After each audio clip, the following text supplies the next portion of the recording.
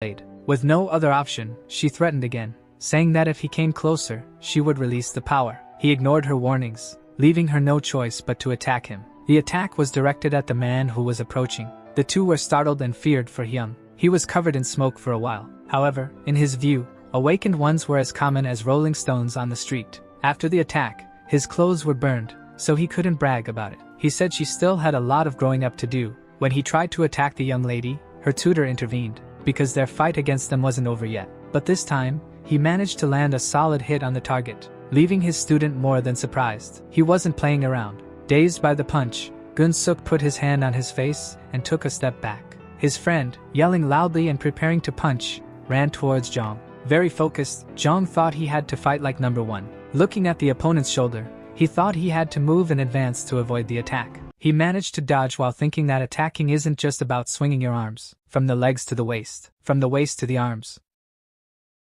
A beautiful blonde girl says that many crazy things had happened to her. She approaches a young man who was tied to a chair.